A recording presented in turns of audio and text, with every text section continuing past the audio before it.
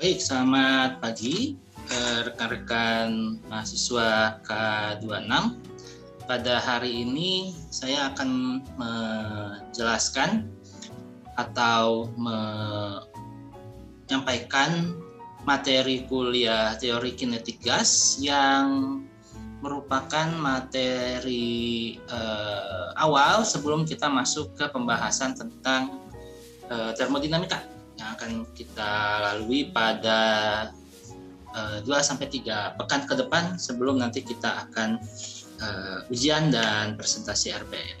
Nah, karena pada hari ini serta hari Rabu nanti ada kegiatan kampus tour, maka penyampaian teori kinetik gas atau materi kuliah teori kinetik gas akan dilaksanakan secara full online.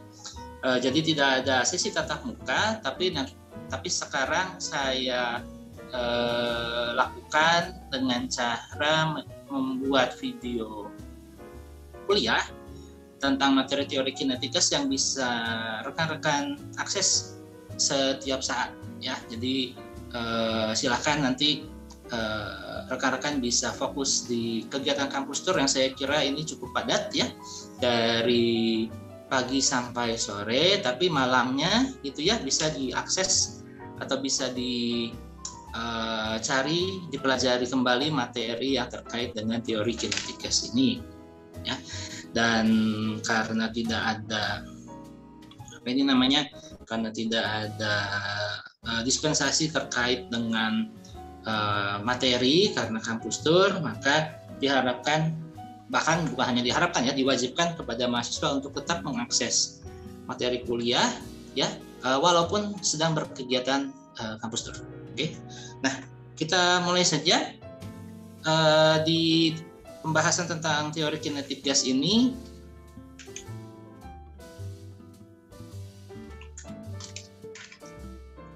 Akan kita dahului ya. Akan kita dahului dengan pembahasan tentang termometer dan suhu mutlak. Jadi ada dua bagian ya.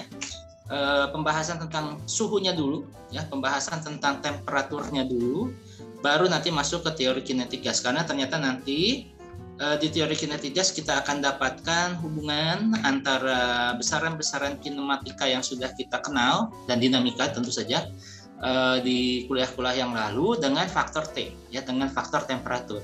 Di pembahasan kuliah yang lalu itu belum ada ya. Kita menganggap bahwa benda-benda yang kita tinjau, bergerak dan lain sebagainya, baik itu bergeraknya garis lurus, melingkar, bergetar atau gelombang, itu sama sekali tidak dipengaruhi oleh faktor temperatur ya. Jadi mau panas mau dingin, dia itu ya bergerak aja begitu ya. Hanya geraknya itu sendiri hanya dipengaruhi oleh energi potensialnya, energi kinetik maupun momentumnya gitu ya, atau impuls dan momentumnya.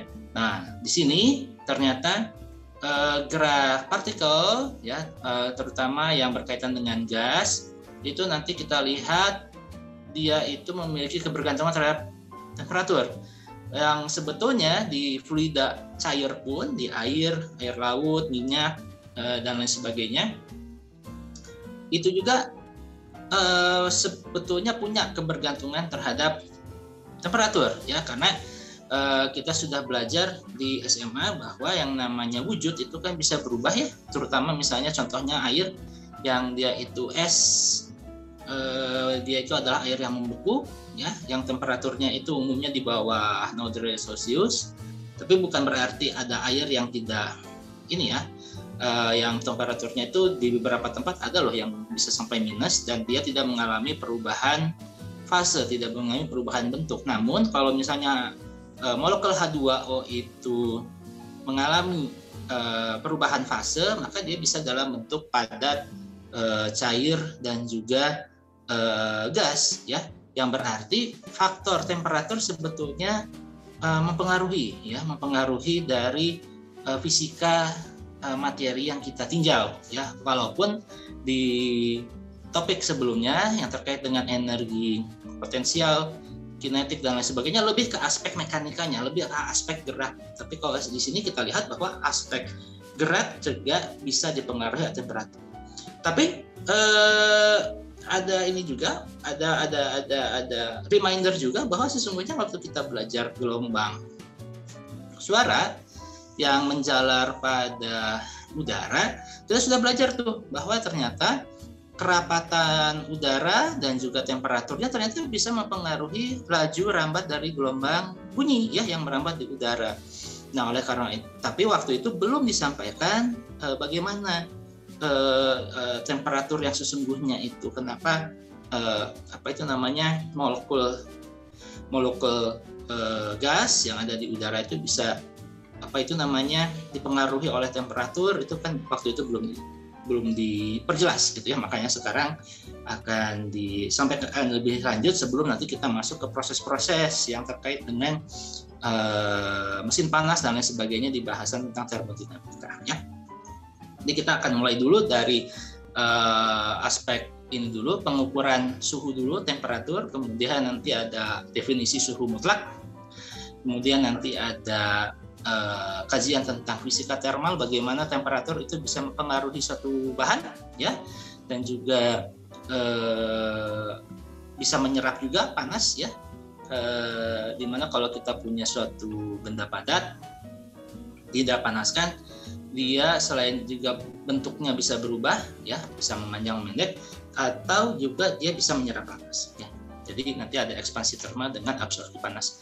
Kemudian nanti akan ada itu untuk bagaimana kalau misalnya panas atau temperatur itu mempengaruhi benda padat, maka nanti kalau kita masuk ke yang fluidanya, kita nanti akan mempelajari tentang apa itu definisi energi pada energi yang berkaitan dengan gas atau kalor gitu ya, dan juga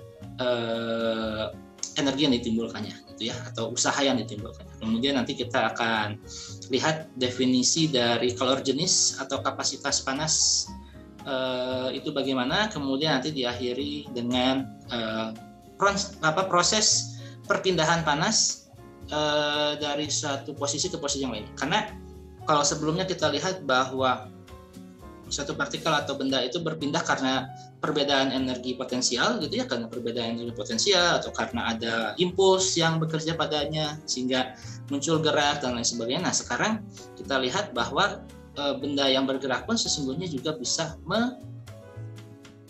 mentransfer atau memindahkan panas dari satu tempat ke tempat yang lainnya. Karena tadi kita sudah lihat bahwa ternyata benda padat juga sensitif terhadap yang namanya perubahan temperatur.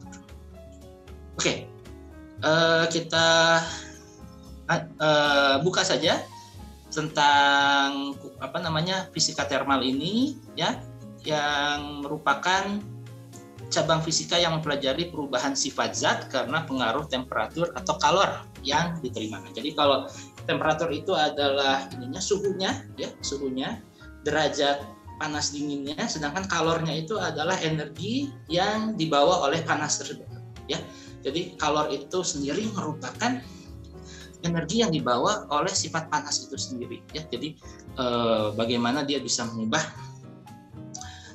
energi potensial suatu benda tertentu ya, sehingga dia bisa menghasilkan usaha dan lain sebagainya. Nah, fisika termal sendiri dibagi menjadi termodinamika klasik yang mempelajari sifat makroskopis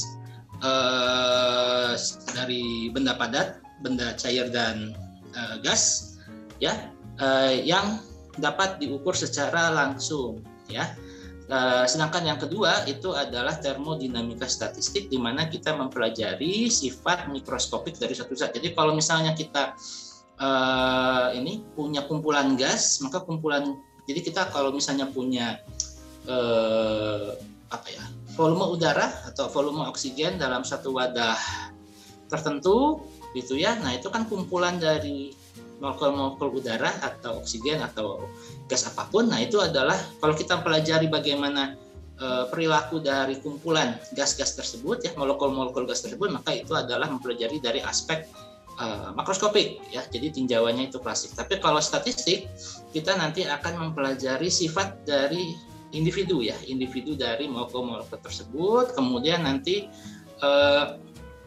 kalau diasumsikan bahwa perilakunya itu adalah seragam antara satu molekul dengan molekul yang lainnya, maka besaran-besaran termodinamika akan rumuskan melalui pendekatan statistik. Jadi kalau statistik itu kita mengasumsikan bahwa ada perilaku yang sama, ya, ada perilaku yang sama dari sejumlah jenis partikel, sedangkan kalau yang makroskopik, sedangkan kalau yang klasik itu kita memang menghitung langsung, misalnya menghitung langsung berapa energi, berapa momentum dan lain sebagainya, gitu ya.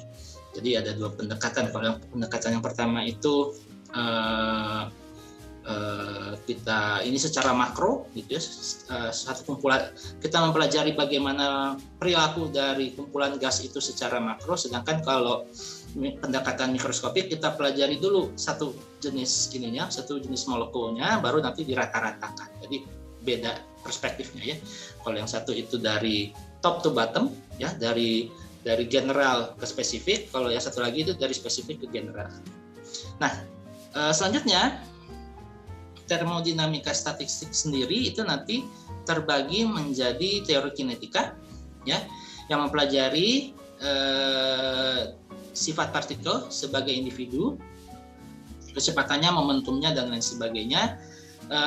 Kemudian yang satunya lagi adalah mekanika statistik. Jadi meninjau sekelompok partikel dengan menggunakan konsep statistik. Jadi tadi yang sudah disampaikan di awal bahwa termodinamika statistik itu satu, mempelajari bagaimana sifat atau perilaku dari satu buah molekul, ya.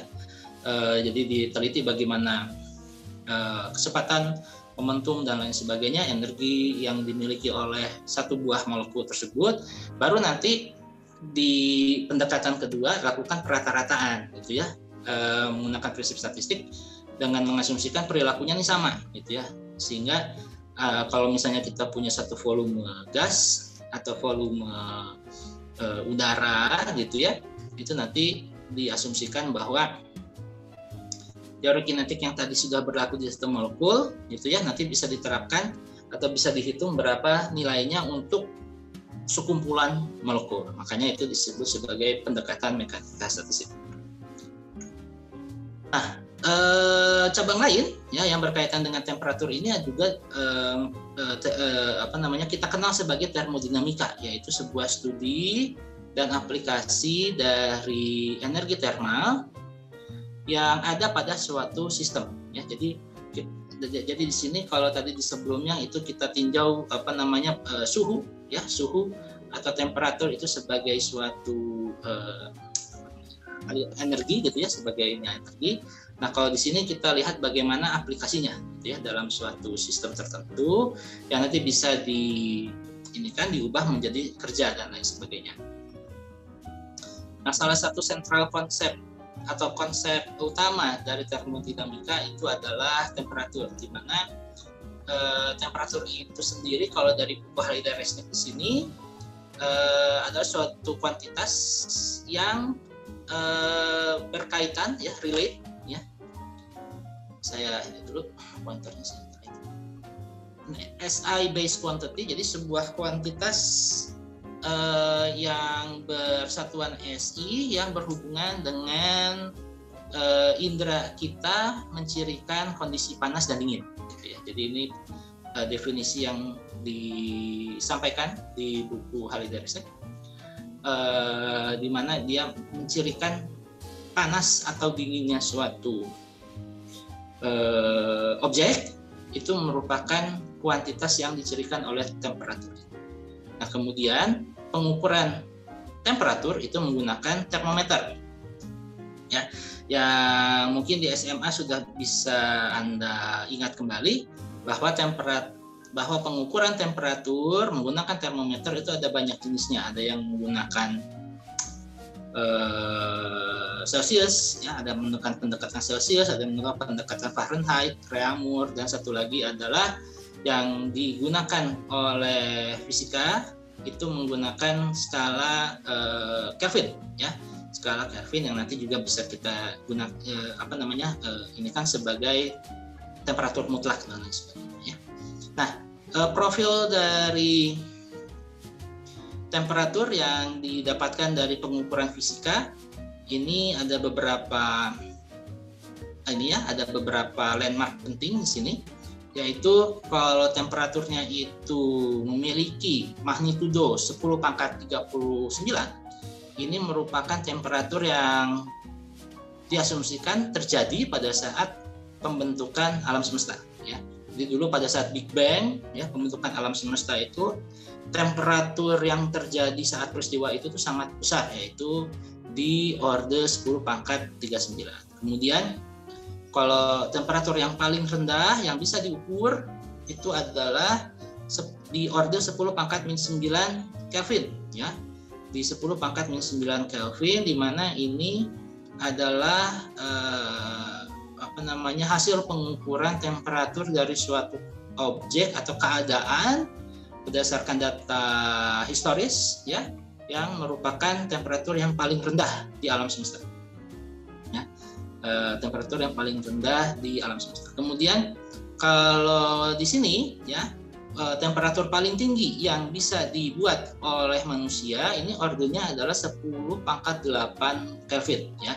The highest laboratory temperature ini artinya adalah sebuah temperatur yang bisa dihasilkan oleh manusia di suatu lembaga atau di suatu kantor atau di suatu instalasi atau di suatu unit tertentu, gitu, ya. Misalnya di lab atau misalnya di reaktor dan lain sebagainya, ini temperaturnya sampai 10 pangkat 8 Kelvin. Kemudian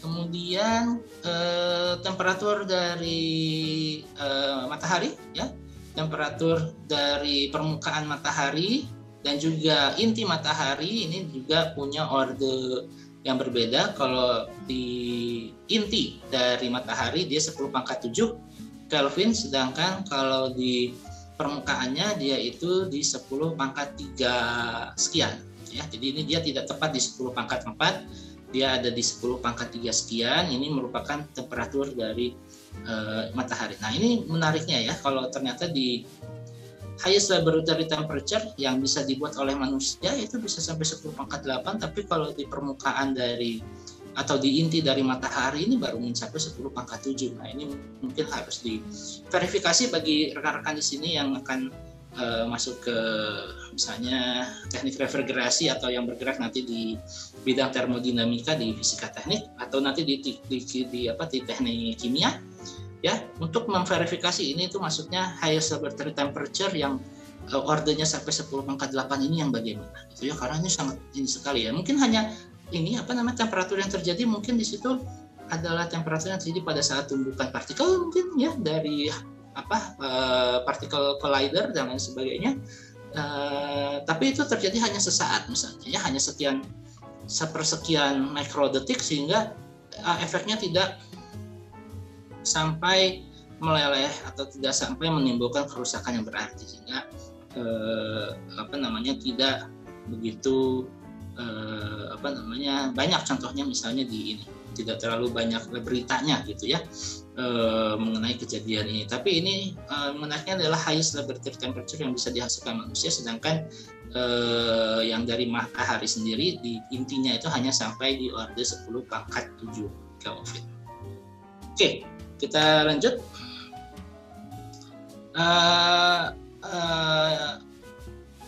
Untuk bisa kita mengukur temperatur, maka kita harus mematuhi hukum pertama termodinamika, yaitu kalau misalnya kita punya 3 buah sistem, ya, kalau kita punya kesamaan antara sistem A, jadi ada 3 buah sistem A, sistem B, sistem C. Jika temperatur di A sama dengan di B, kemudian temperatur di C sama dengan temperatur di B, maka bisa dipastikan temperatur di A adalah sama dengan temperatur di C, gitu, ya. Jadi secara formal hukum ke-0 termodinamika menyatakan prinsip termometer, ya, prinsip pengukuran temperatur. Jadi hukum ke-0 ini pada dasarnya menyatakan prinsip dasar dari pengukuran temperatur, di mana kalau di sini disebutkan jika ada 2 buah bodies atau 2 buah objek yang memiliki kesetimbangan termal di antara keduanya, ya, kemudian salah satu dari benda tersebut memiliki kesetimbangan termal dengan benda yang lain, maka benda yang kedua dengan ketiga juga memiliki kesetimbangan termal satu sama lain. Ya, jadi kalau misalnya di sini contohnya kita punya 3 buah objek, yaitu objek T, A, dan B. T ini adalah pengukurnya, ya, atau alat yang mengukur temperatur atau termometernya. Jika dia disekat, gitu ya, ini ada sebuah dinding adiabat yang artinya tidak ada transfer energi dari A ke B dan lain sebagainya. Kalau misalnya A dengan T itu menunjukkan nilai temperatur sekian, ya, di mana A-nya ini tidak dipengaruhi oleh B. Kemudian jika kita bisa pindahkan termometer ini ke B, ya, dan ternyata diukur temperaturnya nilainya adalah sama dengan yang sebelumnya, maka sesungguhnya sistem A dan B dengan T itu memiliki temperatur yang sama, ya, memiliki kesetimbangan termal yang sama, ya. Jadi ini pernyataan hukum termodinamika ke-0.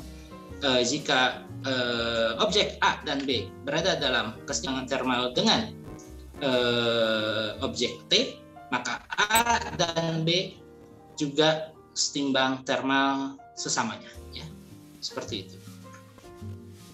Nah, dengan demikian maka pada saat nanti kita melakukan pengukuran dengan berbagai jenis termometer tertentu yang misalnya dia di dalamnya itu ada air raksa atau ada alkohol dan yang sebagainya, maka terjadi kesetimbangan termal antara misalnya udara dengan cairan yang ada di sini dan juga dengan kacanya, gitu ya. Atau misalnya antara badan kita, ya, di badan kita terjadi kesetimbangan termal antara kaca yang ada membungkus cairan, kemudian juga cairan itu sendiri dan juga badan kita, ya. Nah, kalau di sini yang orang lakukan untuk sebelum melakukan pengukuran temperatur, biasanya dilakukan yang namanya kalibrasi, ya. Biasanya dilakukan yang namanya kalibrasi, dan kalibrasi dari termometer ini biasanya dilakukan di triple point of water, ya. Triple point of water adalah merupakan titik di mana wujud dari air bisa berwujud 3, ya, bisa berupa es solid, kemudian bisa berupa liquid atau cairan, dan juga vapor atau uap, ya, di mana di sini, ya, merupakan keunikan, ya, dari air, di mana dia bisa memiliki kondisi di mana ketiga wujud hadir dalam satu temperatur yang sama. Nah, yang biasa dilakukan itu adalah melakukan kalibrasi. Nah, ini nanti orang yang melakukan bekerja di metrologi dari teknik fisika dan lain sebagainya. Nah, ini pengukuran ininya, kalibrasinya. Jadi supaya termometernya itu akurat, maka dilakukan kalibrasi. Jadi penolan dulu, jadi benar-benar harus bisa itu, ya. Maka triple point-nya ini nanti by international agreement, the temperature of this mixture has been defined to be 273.6 Kelvin. Jadi pada saat temperaturnya itu 0, ya, pada saat temperaturnya itu 0 dan airnya ini berada dalam satu wadah tertentu di mana ketiga wujud itu hadir, ya, baik itu vapor, ice dan water, atau uap, es, dan juga air dalam bentuk cair, maka itu adalah dinyatakan sebagai titik 0 derajat Celcius atau 273,16 Kelvin. The bulb of a constant volume gas thermometer is shown inserted into the well of the cell. Jadi ini, ya. Jadi gas termometer bulb ini digunakan untuk sebagai kalibratornya, ya, untuk kalibrasi bahwa nolnya itu berada di titik triple ini, ya, di titik triple. Nah, constant volume gas thermometer, ya, ini yang biasanya digunakan. It consists of gas filled bulb connected by a tube of mercury manometer. Jadi di sini tipe-tipenya itu, ya, ada yang diisi dengan cairan raksa dan lain sebagainya, gitu, ya.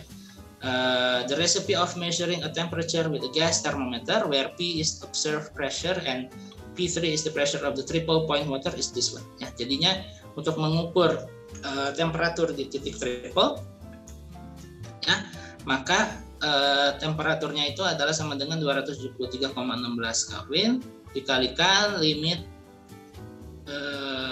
dari limit dari volume gas itu menuju 0, sehingga nanti tekanan yang ada hadir present di situ dibandingkan dengan P3, di mana P3 ini adalah tekanan pada saat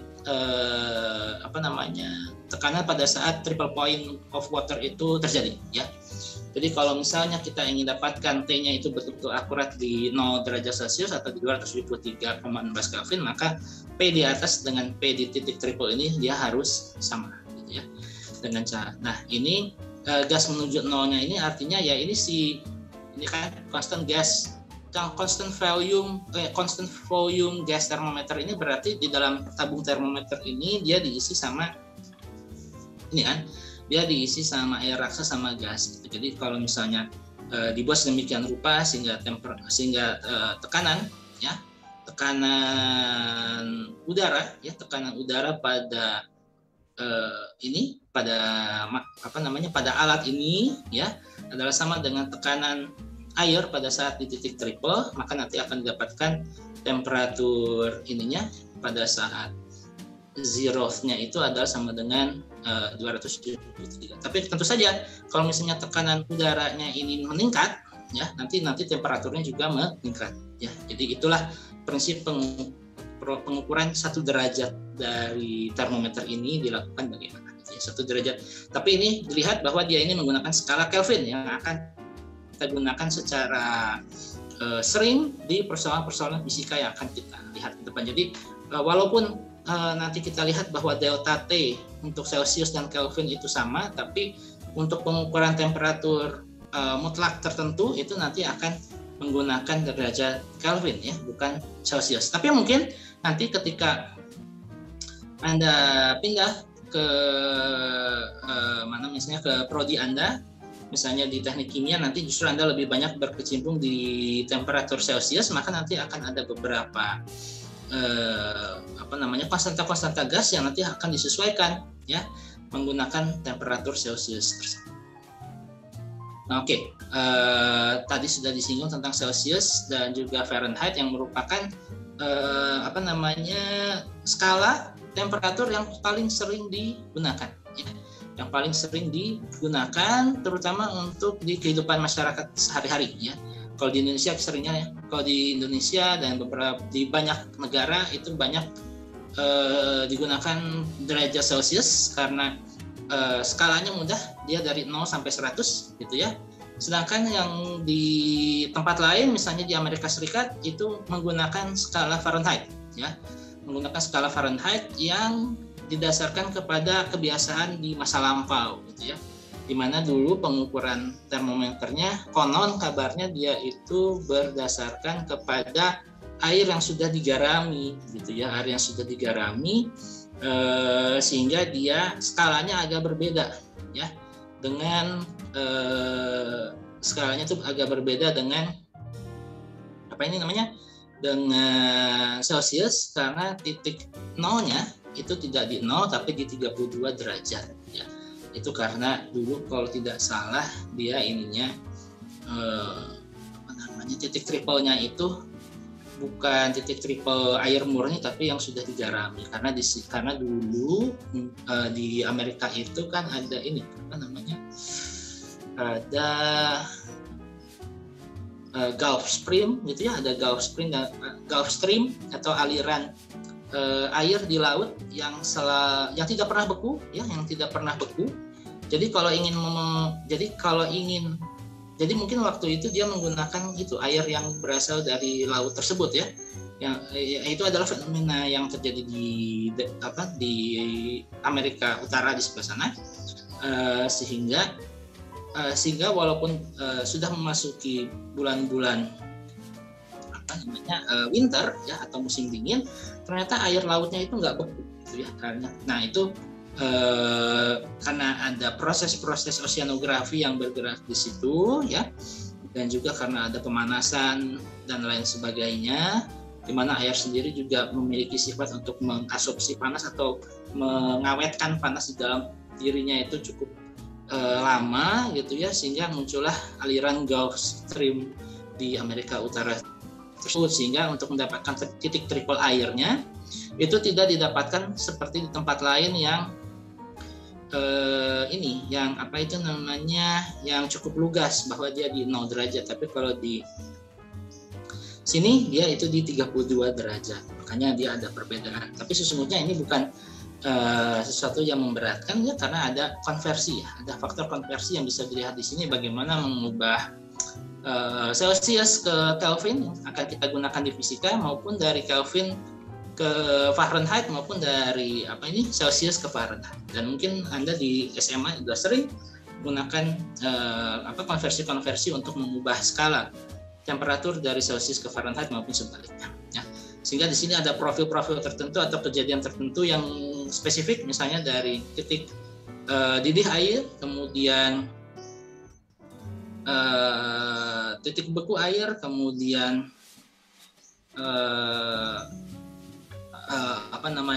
normal body temperature. Jadi ini adalah temperatur tubuh manusia yang 75% air kan katanya ya. Kemudian normalnya ini adalah 37 derajat Celcius, makanya untuk pendeteksian orang kena demam atau COVID dan lain sebagainya, dia kan harus di atas 37 sekian derajat Celcius. Nah ini konversinya 100 derajat Celcius itu identik dengan 212 Fahrenheit, kemudian 0 derajat Fahrenheit itu 32, kemudian 20 derajat Celcius itu 68, dan juga nanti bisa kita konversikan berapa sih STP, standard temperature and pressure, di 0 derajat maupun di room temperature yang biasanya diasumsikan 27 derajat Celcius. Nah itu nanti Kelvinnya itu berapa ya, bisa kita gunakan konversi. Oke, jadi bisa kita lihat di sini bahwa panas dan dingin dari suatu objek itu nanti akan menjadi concern atau menjadi perhatian dalam perilaku fisik yang akan kita tinjau sekarang. Karena sebelumnya kita tidak meninjau itu ya, karena untuk melihat gerak suatu benda ataupun gelombang dan lain sebagainya, kecuali waktu kita menemui itu ya, kecuali pada saat kita mempelajari laju rambat dari gelombang suara, itu hampir semua bahasan yang kita lalui di pertemuan sebelumnya itu tidak menyangkut pautkan apapun dengan temperatur ya. Tapi sekarang karena temperatur itu ternyata hadir gitu ya, ternyata hadir di kehidupan kita sehari-hari, di mana kita juga secara indrawi juga bisa merasakan panas dan dingin gitu ya, yang terjadi pada tubuh kita. Dan begitu pula dengan benda-benda padat, cair dan gas yang ada di sekitar kita, dia juga bisa berubah perilaku fisiknya karena perubahan temperatur tersebut. Makanya sekarang kita masukkan faktor temperatur pada ini kita ya, pada pembahasan tentang perilaku fisik yang sudah kita pelajari sebelumnya. Yang pertama, efek dari temperatur itu bisa mengubah bentuk ya, yaitu yang dinamakan ekspansi termal. Jadi kalau misalnya suatu benda padat kita panaskan, maka dia akan memuai. Itu kan yang disebut pemuaian yang kita sudah pelajari sejak SD mungkin ya, SMP dan SMA. Di mana kita akan lihat bahwa secara umum bahan akan memuai atau berubah bentuknya, atau setidaknya kalau dia itu bendanya ini hanya dominan arah panjangnya, maka dia akan memanja gitu ya, atau mengerut gitu ya, atau memendek. Nah, akan tetapi pemuaian dan penyusutan ini ya bergantung pada masing-masing bahan. Jadi kayu dengan besi beda, dengan plastik beda, dengan plastik berbeda dan lain sebagainya. Nah, karena berbeda-beda, maka sifat atau kemampuan dari sebuah benda padat itu untuk melakukan ekspansi termal itu dipengaruhi oleh koefisien muai panjang atau koefisien muai linearnya yang dirumuskan dengan alfa. Ya, alfa di sini berkaitan dengan ekspansi termal. Tapi hati-hati karena nanti yang namanya variabel alfa nanti bisa dipakai di bahasan-bahasan yang lain, tapi memiliki makna yang berbeda. Tapi kalau di sini alfa ini adalah artinya koefisien muai panjang. Jadi awalnya pada saat T0 di temperatur tertentu, misalnya di kondisi STP atau di kondisi temperatur ruang, panjang dari benda padatnya itu L0. Tapi setelah dia dipanaskan, hingga temperaturnya menjadi T, maka terjadi penambahan panjang sebesar delta L. Maka nanti akan kita dapatkan delta L itu adalah sama dengan L dikurangi L0 ya, L dikurangi L0 dan L ini ya, L ini adalah sama dengan L0 ditambah delta L ya. Jadi kalau delta L itu adalah sama dengan L dikurangi L0, maka panjang dari suatu benda padat yang memiliki arah yang dominan panjangnya ini saja, itu nanti akan diformulasikan dalam persamaan berikut ya. Kemudian bisa kita lihat bahwa ekspansi termal atau pemuaian, koefisien pemuaian dari tiap benda ini berbeda-beda seperti yang tadi disebutkan, dan koefisien muai karena benda padat umumnya itu bentuknya 3 dimensi ya, ada panjang, lebar, dan tinggi, maka koefisien muai volumenya pada dasarnya adalah 3 kali dari koefisien muai panjang ya. Jadi misalnya ini aluminium 25 kali 10 pangkat min 6, itu jadi koefisien muai volumenya itu jadi 75 kali 10 pangkat min 6, jadi ini 3 kalinya. Begitu pula dengan yang lainnya, ini relatif dia itu adalah perkalian 3 kali karena panjang, lebar, dan tinggi kan.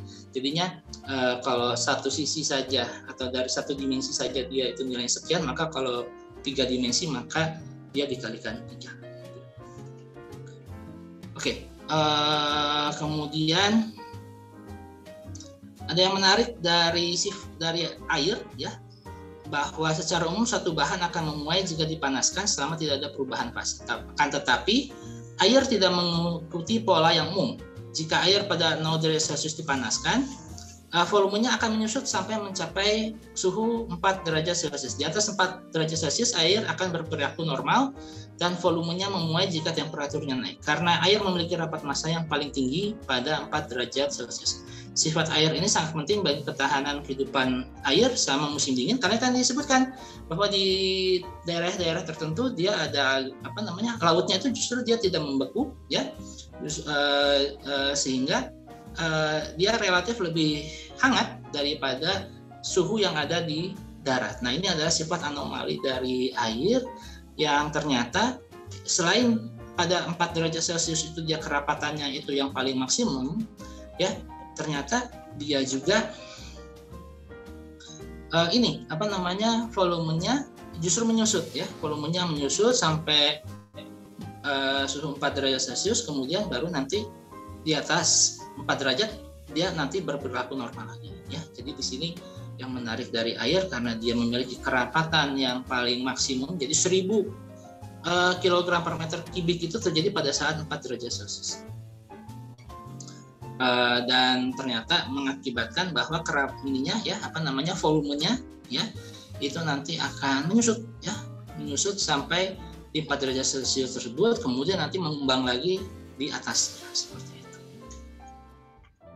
Nah, ini penjelasan yang lain tentang linear expansion. Kalau tadi persamaan panjang dari suatu benda yang terkena panas ini seperti ini, tapi kalau kita nyatakan perubahan panjang ekspansi termal ini dalam bentuk delta L, maka nanti persamaannya akan menjadi seperti ini. Yang konstan atau yang mirip dengan perumusan sebelumnya itu adalah faktor alfa dan juga delta T-nya, di mana delta T itu adalah perubahan temperatur yang mengakibatkan benda ini bisa mengembang, memuai panjangnya atau dia mengkerut seperti itu. Nah, ini juga bisa kita lihat bahwa kalau misalnya kita punya 2 buah benda yang disatukan atau memiliki sebuah material komposit, maka delta L yang terjadi itu bisa berbeda ya, antara brass ini kuningan dengan steel, dengan baja. Walaupun dia disatukan, tapi karena dia itu terbuat dari 2 buah material yang berbeda, ya, di metrologi nanti akan ada ini. Bisa dilihat bahwa terjadi ekspansi termal yang unik gitu ya, ekspansi termal yang unik, di mana dia nanti akan menjadi melengkung seperti ini, di mana the strip bands as shown as temperature above this reference temperature, below the reference temperature, the strip bends the other way. Jadi karena ini yang kuningan ini ekspansi termalnya lebih ini ya, lebih besar. Coba kita lihat steel sama kuningan ada nggak ya? Kuningan 19 ya, ya nih. Kuningan 19, besi atau baja ini 12, jadi lebih besar kuningan. Jadi akibatnya setelah dia itu ditempel seperti ini, delta L dari kuningan lebih besar daripada yang baja ya, daripada yang baja, sehingga dia membentuk lengkungan seperti ini. Ya, membentuk lengkungan seperti ini untuk mengakomodasi ya kedua benda ini sudah disatukan. Tapi karena yang ini punya koefisien muai lebih besar, maka delta L-nya tuh lebih panjang ya, lebih panjang, sehingga si ininya ya ekspansi termalnya ini menjadi melengkung, di mana delta L yang steel yang di bawah ini lebih pendek daripada yang atas, makanya melengkung seperti itu.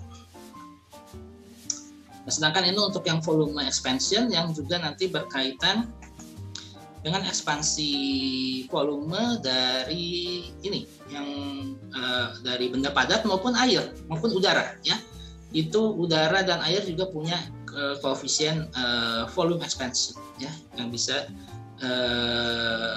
dihitung berapa nilainya. Oke, kalau tadi yang koefisien muai panjang itu alfa, tapi kalau koefisien muai volume dia itu beta. Oke,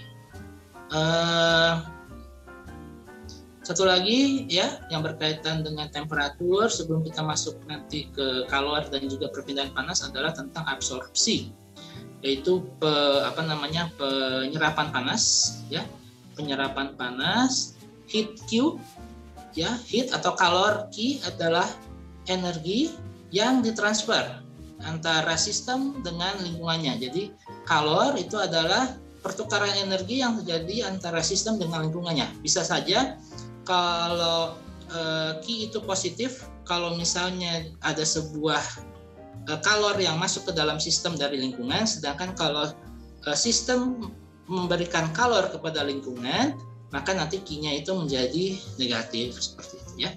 Nah, nilai dari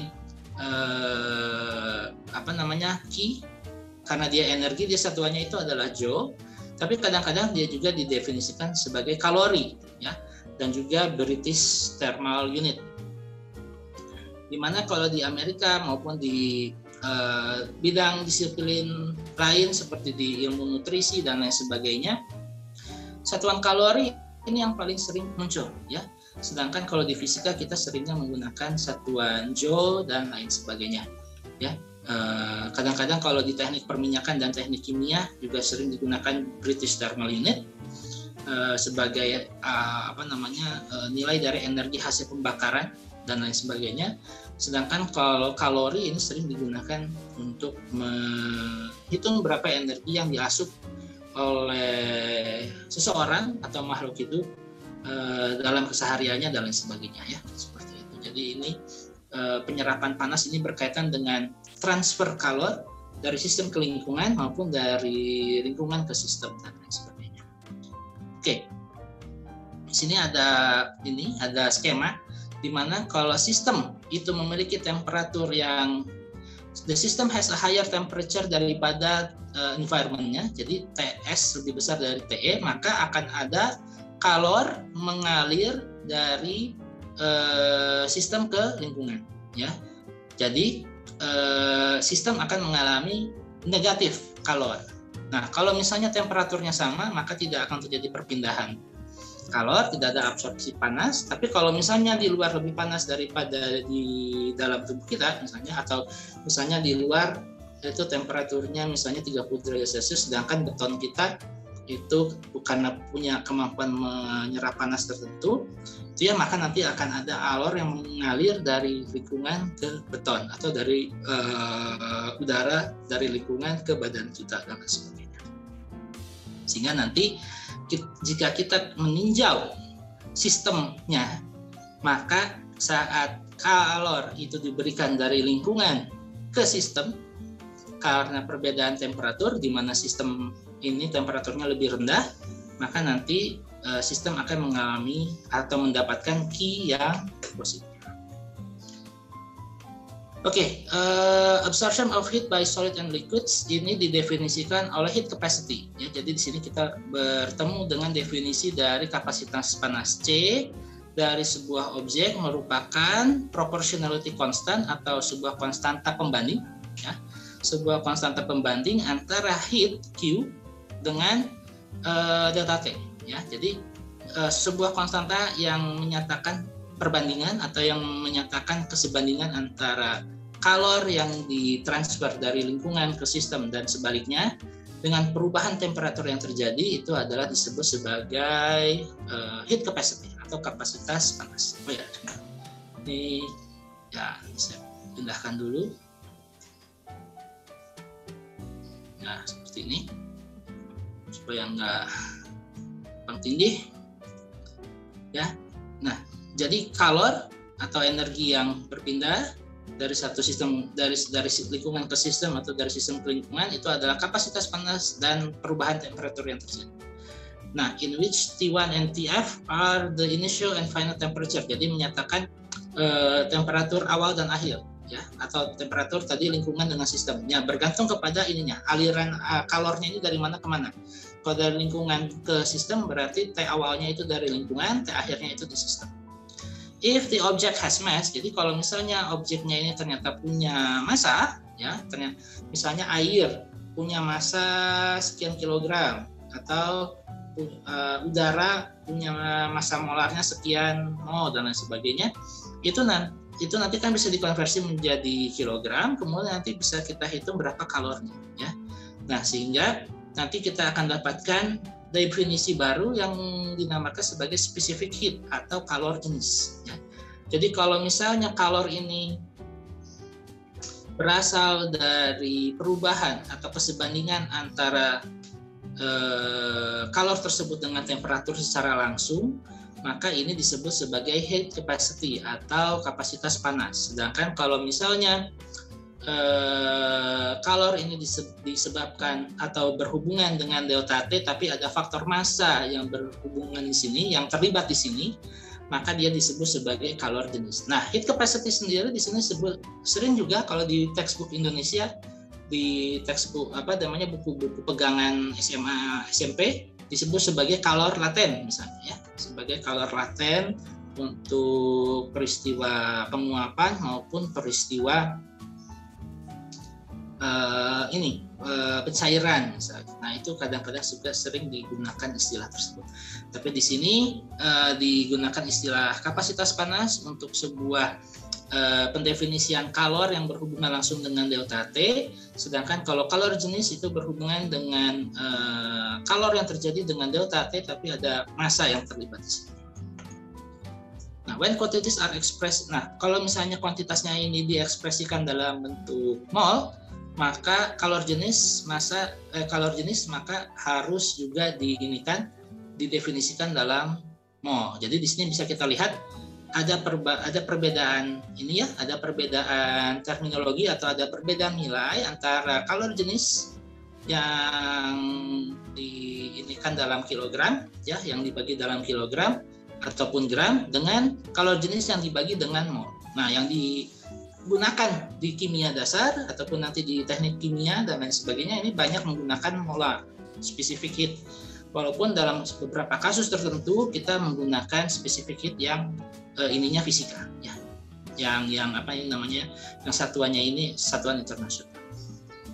Nah, the amount of energy per unit mass that must be transferred as heat when a sample completely undergoes a phase change is called heat of transformation. Nah, ini lihat apa ini namanya, ada yang disebut sebagai kalor laten ya, kalor laten atau panas perubahan ya, panas perubahan L. Ini yang menyatakan bagaimana Q adalah sama dengan Lm. L ini adalah kalor latennya dikalikan dengan massa. Kalau yang tadi ya, ini ada heat capacity yang menghubungkan C dengan Q dengan delta T dihubungkan oleh C, tapi di sini Q dihubungkan dengan M oleh kuantitas L atau kalor laten yang menyatakan bagaimana sebuah massa cairan atau massa gas itu mengalami perubahan bentuk. Seperti yang tadi sudah disebutkan, ada ini ya, ada perubahan bentuk dari padatan ke cairan, dari cairan ke gas, maka kalor yang terjadi ya itu adalah seperti ini ya. Ini yang sering kita lihat sebagai kalorator. Oke, nah sekarang kita akan masuk ke definisi dari atau hubungan antara usaha dengan panas ya, atau usaha dengan heat ya, work and heat. Jadi bisa kita lihat di sini bahwa usaha yang sebelumnya itu didefinisikan sebagai ini, kalau ada yang masih ingat ya, W usaha, kalau di apa itu namanya dinamika, dia itu berhubungan dengan FDS gitu ya, berhubungan dengan FDS. Tapi kita juga sudah belajar bahwa F itu adalah sama dengan P dikalikan dengan A gitu ya, tekanan dikalikan dengan dengan luas permukaan tertentu, makanya dia bisa berubah menjadi PDV gitu ya. Bisa berubah menjadi PDV. Jadi yang usaha yang tadinya didefinisikan sebagai perpindahan yang terjadi akibat adanya sebuah gaya, sekarang bisa diterjemahkan sebagai perubahan volume yang terjadi akibat adanya tekanan, seperti itu ya. Jadi usaha di sini yang tadinya W sama dengan FDS, F-nya ini menjadi P dikalikan dengan A, atau tekanan dikalikan luas permukaan tertentu, maka nanti akan kita dapatkan usaha itu adalah sama dengan tekanan dikalikan TV atau perubahan volume yang terjadi. Nah, di sini nanti akan kita lihat ya, bahwasanya hubungan antara temperatur nanti berkaitan dengan tekanan dan volume ini ya. Nah, ini sayangnya ada satu hal lain yang harusnya diajarkan, yaitu yang berkaitan dengan persamaan keadaan. Mungkin nanti di hari Rabu atau di pembahasan tentang TKG, kalau udah masuk ke TKG akan kita lihat bahwa ternyata P, V, dan T itu saling berhubungan. Di kimia dasar seharusnya Anda juga sudah dapatkan ini. Nah, jadi di sini karena kita lihat bahwa gas ya, terutama gas atau fluida tertentu yang termampatkan, misalnya kalau dia diubah volumenya, dia bisa ini menghasilkan tekanan, dan juga ini tekanan tersebut dia bisa mengubah volume gas tersebut sehingga dia muncul ini usaha di sini ya, dimana nanti akan kita dapatkan kalau misalnya sebuah proses tertentu mengalami proses seperti ini ya, ini I dan F ini adalah kondisi awal dan akhir. Jadi ini adalah kurva P dengan volume ya, karena tadi disebutkan usaha ini berkaitan dengan P dengan volume. Maka nanti akan kita bisa dapatkan beberapa proses-proses penting yang akan kita pelajari nanti di termodinamika ya. Tapi di sini dikenalkan dulu nih ya, dikenalkan dulu bahwa ternyata sebuah gas kalau misalnya dia itu diberi tekanan, memiliki tekanan tertentu, dia bisa menghasilkan perubahan volume gitu ya. Dan perubahan volumenya ini nanti bisa begini ya, bisa begini, bisa garis lurus seperti ini, bisa begini dan lain sebagainya ya, atau bahkan membentuk sebuah siklus seperti ini. Nah, makanya seperti ini maupun yang ini. Nah, kalau misalnya nanti membuat sebuah siklus tertutup seperti ini, nanti bisa dihitung bahwa W-nya ya, usaha totalnya ini karena berakhir di awal gitu ya, karena dia siklus seperti ini, maka usaha netonya ini akan menjadi lebih besar sama dengan 0 dan sebagainya. Ini nanti akan dijelaskan lebih lanjut pada saat kita mempelajari hukum satu termodinamika.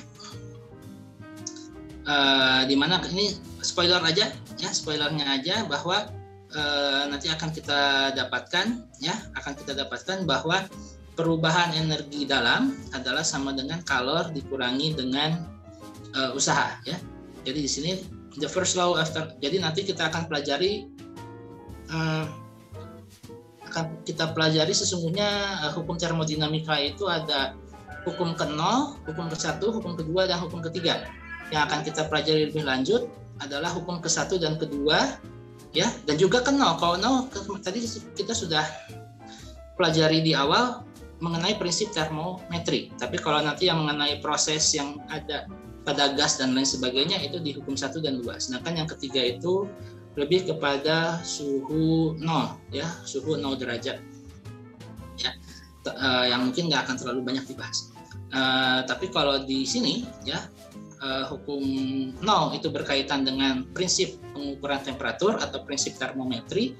Kalau hukum pertama berkaitan dengan kekekalan energi pada gas, ya, hukum yang berkaitan dengan kekekalan energi pada gas maupun kajian termodinamika, di mana kalor, ya, kalor yang jadi kalor yang ada yang masuk ke dalam suatu sistem itu nanti akan digunakan oleh usaha maupun energi internal ataupun energi dalam. Nah, jadi dalam notasi yang lain atau dalam formulasi yang lain, the principle of conservation of energy for a thermodynamic process is expressed in the first law of thermodynamics, which may assume either of the form.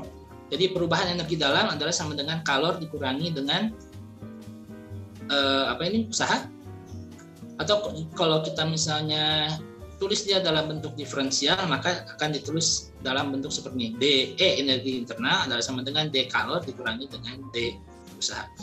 Jadi internal energi atau usaha dalam atau energi dalam dari suatu sistem ini akan cenderung bertambah atau increase jika energi atau kalor itu masuk ke dalam sistem tersebut, dan energi internal akan cenderung menurun jika kalor itu dikeluarkan dari sistem tersebut atau si usahanya itu bertambah, ya. Jadi internal energy of a system cenderung akan meningkat jika energi dalam bentuk kalor itu masuk ke dalamnya, dan akan cenderung untuk menurun jika Q itu berkurang atau usaha itu dilakukan oleh sistem tersebut. Sehingga nanti akan kita dapatkan beberapa proses yang nanti akan kita kenal sebagai adiabatik, constant volume, closed cycle, dan lain sebagainya. Tapi ini kita spoiler aja dulu supaya nanti ada pembahasan yang lebih mendalam di 2 minggu ke depan, ya. Oke, ini yang terakhir, ya. Bagaimana kalor itu bisa berpindah? Kalau tadi kita bisa hitung berapa kalor yang dihasilkan. Kalau sekarang kita mempelajari bagaimana kalor itu bisa berpindah dari reservoir panas ke reservoir dingin, ya. Dari temperatur yang panas ke temperatur yang dingin. Jadi jadi panas itu atau energi panas atau kalor itu akan mengalir dari temperatur yang panas yang tinggi, ya, temperatur yang tinggi ke temperatur yang lebih rendah, ya. Jadi kita nanti akan dapatkan laju dari kalor, laju dari energi panas per satuan waktu itu adalah sama dengan K dikalikan dengan A dikalikan dengan perubahan temperatur dibagi dengan L, ya. Di mana L ini adalah panjang dari materi yang menyebabkan perubahan, yang menyebabkan transfer panas tersebut. A adalah luas permukaan, sedangkan K di sini adalah koefisien konduktivitas panas.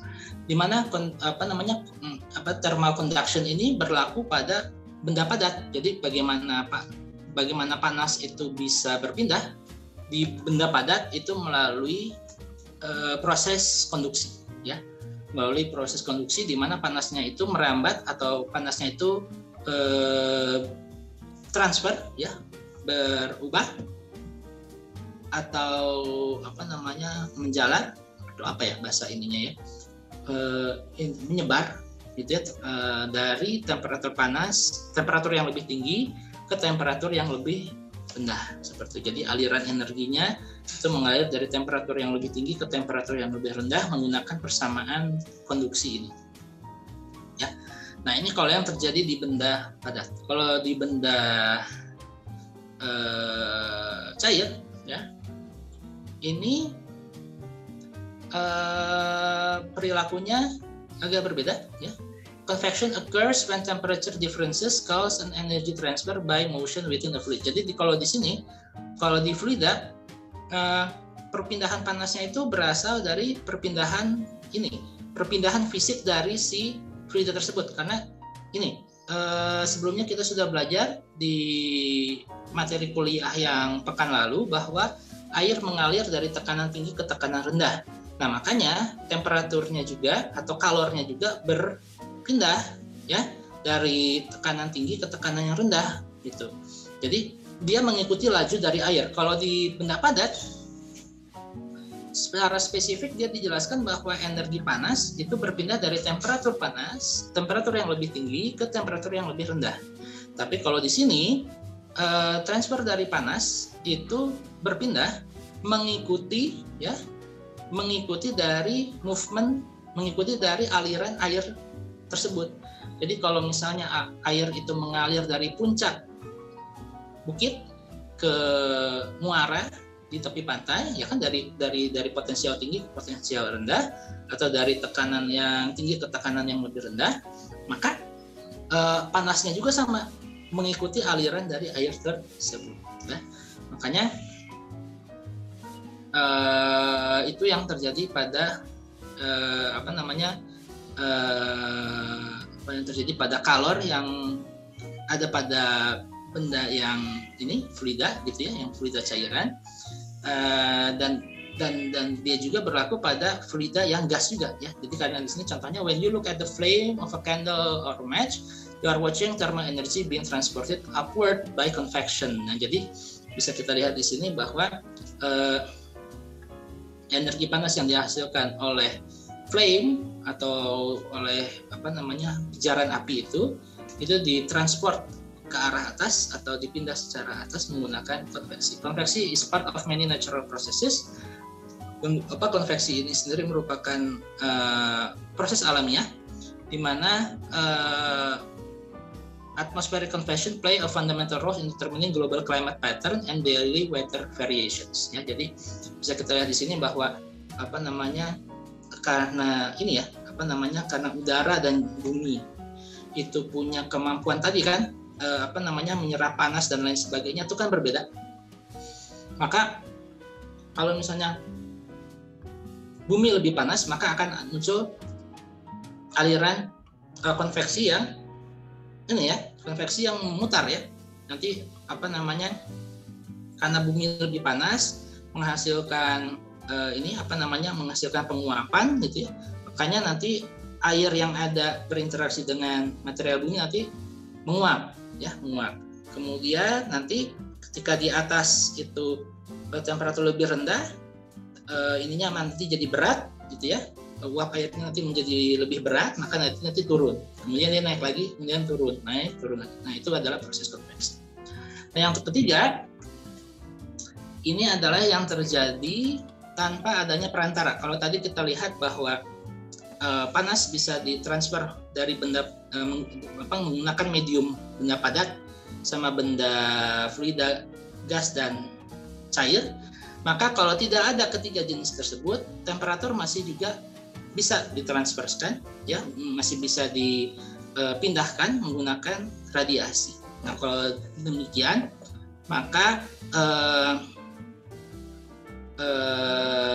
radiation is a transfer energy via the emission of electromagnetic energy. Nah, ini bisa dilihat bahwa radiasi thermal itu lebih berkaitan dengan elektromagnetik. Makanya nanti di fisika dasar 2 ini akan lebih dijelaskan daripada di proses mekanika yang kita lebih banyak bahas di fisika dasar 1. Tapi di sini diberikan saja bahwa daya rata-rata atau kalor persatuan waktu ya, karena tadi sebelumnya ya P conduction itu adalah energi kalor persatuan waktu atau energi panas persatuan waktu. Jadi P di sini adalah laju dari energi panas, itu adalah sama dengan sigma ya, yaitu konstanta Stefan Boltzmann dikalikan dengan emisivitas epsilon dikalikan dengan A surface area atau luas permukaan dikalikan dengan temperatur di pangkat 4 ya.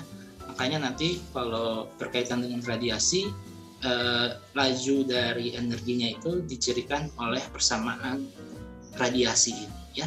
Tapi fenomenanya lebih kepada fenomena elektromagnetik ya daripada mekanik. Kalau sebelumnya ini murni mekanika ya, yang baik yang itu thermal conduction atau konduksi panas maupun yang konveksi. Kalau yang konveksi lebih mekanika sekali karena laju panasnya itu ya atau perpindahan panasnya itu dipengaruhi oleh aliran air ya, aliran air yang mekanikanya sudah kita bahas di pertemuan yang lalu. Oke, itu saya kira materi pendahuluan sebelum nanti masuk ke teori kinetik gas. Nanti materi teori kinetik gasnya akan dilanjutkan di video selanjutnya ya. Jadi ini video untuk mengganti pertemuan kita pada pekan ini karena kegiatan kampus tour. Jadi silakan nanti diakses di waktu-waktu yang sekiranya nyaman bagi Anda untuk mengakses video ini. Dan sebagai spoiler, nanti di teori kinetik gas kita akan belajar hukum Boyle-Gay-Lussac, kemudian gas ideal dan juga hubungan antara teori kinetik dan temperatur ya yang ada dalam satu molekul. Oke, kita ini dulu ya, kita sudahi dulu video kita kali ini sebelum nanti dilanjutkan ke pembahasan tentang teori kinetik gas. Oke, terima kasih.